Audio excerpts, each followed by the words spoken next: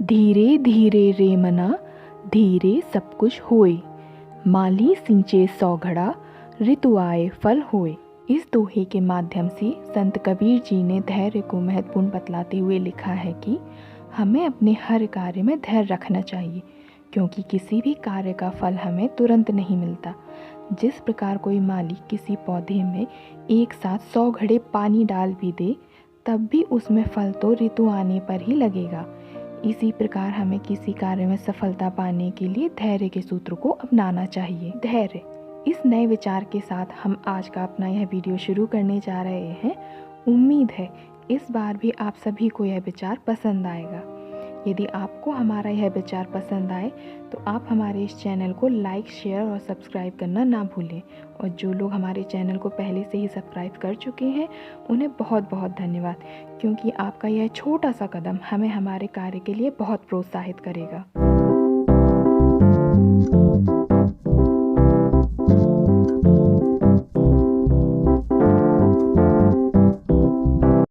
आज हम सभी लोगों के भीतर संयम की ताकत बहुत कम हो गई है। हम अपने हर कार्य का परिणाम तत्काल चाहते हैं। हम अपनी सभी इच्छाएं तुरंत पूरी होते हुए देखना चाहते हैं, पर क्या यह संभव है? आप सोच कर देखिए, क्या कभी ऐसा हुआ है कि आपने आज अपने घर के बगीचे में कोई बीज बोया और शाम तक उसमें पौधा उग आए, दूसरे दिन फूल और तीसरे दिन उसमें फल भी लग जाएं? क्योंकि हर चीज़ का एक सही समय होता है। हमें ज़रूरत है तो थोड़े से धैर्य की, उस वक्त तक जब तक कि आपके किए गए प्रयासों के पौधे पर आपकी सफलता का फल दिखाई नहीं देता। कवि अज्ञात ने धैर्य के महत्व को बतलाते हुए लिखा है, धैर्य और संतुष्टि का जीवन, यह नौका की वह पतवारें हैं जो नौका को उसकी मंजिल तक ले जाते हैं। कोई भी व्यक्ति धैर्य और मेहनत से वह सब प्राप्त कर सकता है जो शक्ति और शीघ्रता से नहीं पाया जा सकता। एक बार महात्मा बुद्ध एक सभा में प्रवचन देने पहुंचे, परंतु वे बिना प्रवचन दिए ही वहां से वापस चले गए। उस दिन वहां हजारों लाखों की संख्या में भक्त प्रवचन सुनने आए थे। दूसरे दिन कुछ कम भक्त प्रवचन सुनने आए। महात्मा बुद्ध आए और बिना प्रवचन दिए ही वापस चले गए। ये सिलसिला कुछ दिनों तक इसी प्रकार चलता रहा। इसी तरह धीरे धीरे भक्तों की संख्या कम होती गई। प्रवचन के अंतिम दिन जब महात्मा बुद्ध वहां पहुंचे तो वहां केवल एक ही व्यक्ति था। जब बुद्ध ने उससे पूछा कि भाई तुम यहाँ क्यों बैठे हो, तो उस व्यक्ति ने उत्तर दिया, हे महात्मा, मैंने सोचा कि एक दिन आप अवश्य प्रवचन देंगे। महात्मा बुद्ध ने उससे प्रभावित होकर उस दिन उसे प्रवचन दिया।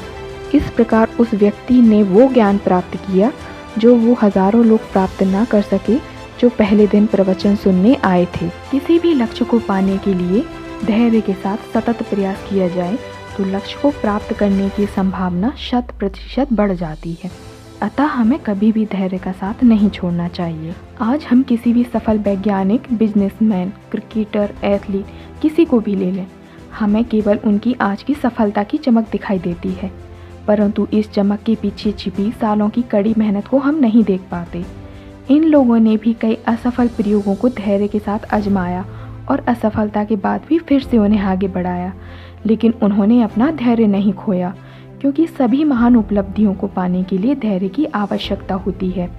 मेहनत, जोखिम, देर रात तक काम करना, नींद ना आना, लगातार प्रयास करते रहना, थकावट, संदेह, अनुशासन, आलोचना, निराशा, त्याग, लोग यह सब नहीं देखते। लोग सिर्फ आपकी सफलता को देखते हैं। हम सभी लोग बस एक ही बार में सब कुछ हासिल कर लेना चाहते हैं। कभी कभी तो हम इतने अधीर हो जाते हैं कि हम मंजिल तक पहुंच नहीं वाले होते हैं और हमारा धैर्य जवाब दे जाता है, और मंजिल पर पहुंचने से पहले ही हम वापस लौट आते हैं या फिर रास्ता ही बदल लेते हैं।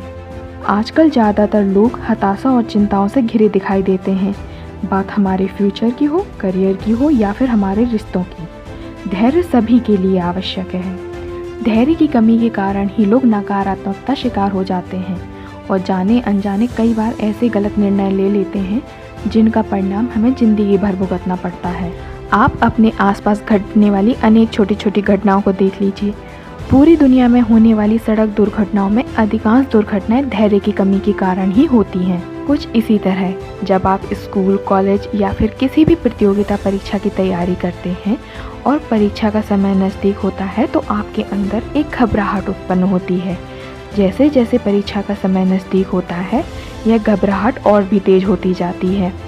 जिन लोगों के पास धैर्य नहीं होता वे ऐसे समय में पूरे सिलेबस को जल्दी जल्दी पढ़ने की कोशिश करते हैं। ऐसे में उनके हाथ कुछ भी नहीं लगता है। जिन लोगों के पास धैर्य होता है वे शांति के साथ इसके ऊपर विचार करते हैं और फिर उन्हीं सामग्री को गंभीरता से पढ़ने की कोशिश करते हैं जिनके ऊपर उन्हें संशय है। ऐसा करके वे परीक्षा के समय का सदुपयोग भी कर लेते हैं। यह धैर्य उन्हें सफल बनाने में सहयोगी बन जाता है। इसी तरह यदि कोई व्यक्ति आपको किसी कार्य को करने के लिए उकसा रहा है और धैर्य की कमी के कारण आप उसके उकसावे में आ जाते हैं तो न केवल ये आपकी कमजोरी को उजागर करता है बल्कि आपके लिए कठिनाइयाँ भी पैदा करता है। धैर्यशील व्यक्ति किसी के उकसावे को समझने की कोशिश करता है और उसके बाद प्रतिक्रिया करता है।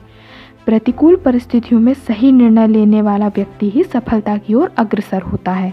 यदि कभी आपको यह लगे कि आप अपना धैर्य खो रहे हैं तो आप अपने ध्यान को दूसरे कार्यों में केंद्रित करें।